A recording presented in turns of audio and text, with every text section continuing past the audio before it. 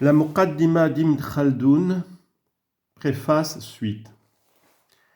Ceux qui ont écrit après eux ne furent que de simples imitateurs à l'esprit lourd, à l'intelligence bornée, des gens sans jugement, qui se contentèrent de suivre en tout point le même plan que leurs devanciers, de se régler sur le même modèle sans remarquer les modifications que la marche du temps imprime aux événements et les changements qu'elle opère dans les usages des peuples et des nations.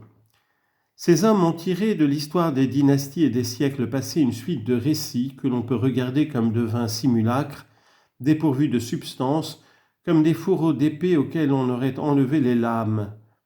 Récits dont le lecteur est en droit de se méfier, parce qu'il ne peut pas savoir s'ils sont anciens et authentiques ou modernes et controuvés. Ce qu'ils rapportent, ce sont des faits dont ils laissent ignorer les causes, des renseignements dont ils n'ont pas su apprécier la nature ni vérifier les détails. Dans leur composition, ils reproduisent bien exactement les récits qui courent parmi le peuple, suivant ainsi l'exemple des écrivains qui les ont précédés dans la même carrière. Mais ils n'entreprennent pas d'indiquer les origines des nations parce qu'ils n'ont personne capable de leur fournir ces renseignements. Aussi les pages de leur volume restent muettes à ce sujet. S'ils entreprennent de retracer l'histoire d'une dynastie, ils racontent les faits dans une narration uniforme, conservant tous les récits vrais ou faux. Mais ils ne s'occupent nullement d'examiner quelle était l'origine de cette famille. Ils n'indiquent pas les motifs qui ont amené cette dynastie à déployer son drapeau et à manifester sa puissance, ni les causes qui l'ont forcé à s'arrêter dans sa carrière. Le lecteur cherche donc en vain à reconnaître l'origine des événements, leur importance relative et les causes qui les ont produits, soit simultanément, soit successivement. Il ne sait comment soulever le voile qui cache les différences ou les analogies que ces événements peuvent présenter. C'est ce qui sera exposé complètement dans les premiers chapitres de cet ouvrage. D'autres qui vinrent après eux affectèrent un excès de brièveté et se contentèrent de mentionner les noms des rois sans rapporter les généalogies ni l'histoire de ces princes. Ils y ajoutèrent seulement le nombre des années de leur règne exprimé au moyen de chiffres appelés robar. C'est ce qu'a fait Ibn al-Rashid dans ce Mizan el-Amal, ainsi que plusieurs autres écrivains peu dignes d'attention. Dans quelque cas que ce soit, aucun égard n'est dû aux paroles du passé et du présent. Je suis parvenu à réveiller mon esprit, à l'arracher au sommeil de l'insouciance et de la paresse, et bien que peu riche en savoir, j'ai fait avec moi-même un excellent marché en me décidant à composer un ouvrage. J'ai donc écrit un livre sur l'histoire, dans lequel j'ai levé le voile qui couvrait les origines des nations. Je l'ai divisé en chapitres, dont les uns renferment l'exposition des faits et les autres des considérations générales. J'y ai indiqué d'abord les origines qui ont amené la naissance des empires et de la civilisation, en prenant pour sujet primitif de mon travail l'histoire des deux races qui de nos temps habitent le Maghreb et ont rempli les provinces et les villes.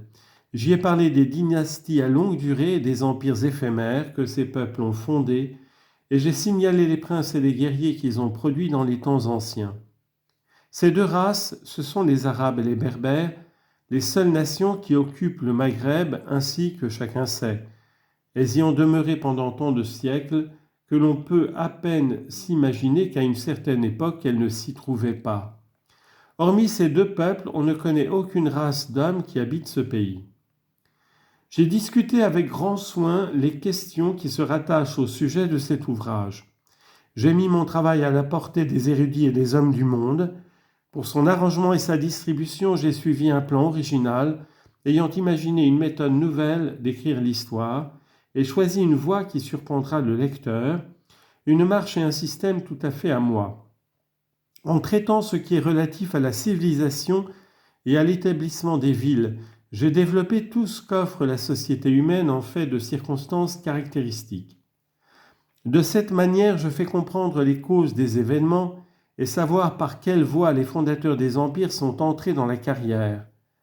Le lecteur, ne se trouvant plus dans l'obligation de croire aveuglément au récit qu'on lui a présenté, pourra maintenant bien connaître l'histoire des siècles et des peuples qui l'ont précédé.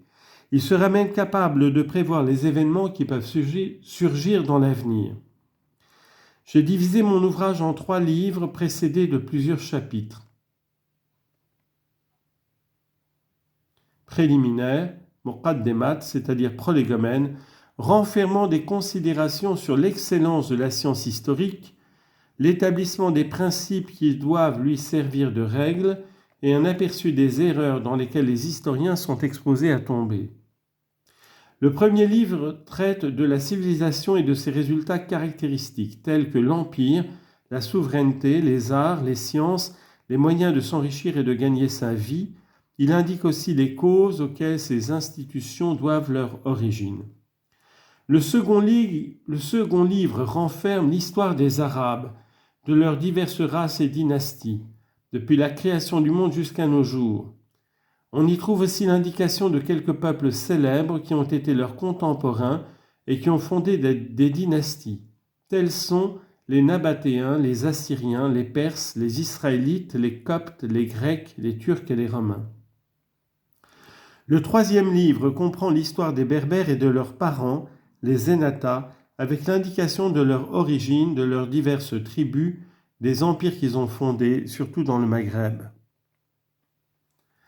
Ayant ensuite fait le voyage de l'Orient afin d'y puiser des lumières, d'accomplir le devoir du pèlerinage et de me conformer à l'exemple du prophète en visitant la Mecque et en faisant le tour de sa maison sainte, j'eus l'occasion d'examiner les monuments, les archives et les livres de ces contrées. J'acquis alors ce qui m'avait manqué auparavant, c'est-à-dire la connaissance de l'histoire des souverains étrangers qui ont dominé sur cette région, ainsi que des dynasties turques et des pays qui leur ont été soumis. J'ajoutais ces faits à ceux que j'avais précédemment inscrits sur ces pages, les intercalant dans l'histoire des nations musulmanes, qui étant contemporaines de ces peuples, et dans mes notices des princes qui ont régné sur diverses parties du monde. M'étant astreint à suivre toujours un même système, celui de condenser et d'abréger, j'ai pu éviter bien des difficultés et atteindre facilement le but que j'avais en vue. M'introduisant par la sorte des causes générales dans l'étude des faits particuliers, j'embrassais dans un récit compréhensif l'histoire du genre humain. Aussi ce livre peut être regardé comme le véritable dompteur de tout ce qu'il y a de plus rebelle, parmi les principes philosophiques qui se dérobent à l'intelligence. Il assigne aux événements politiques leurs causes et leurs origines et forme un recueil philosophique, un répertoire historique.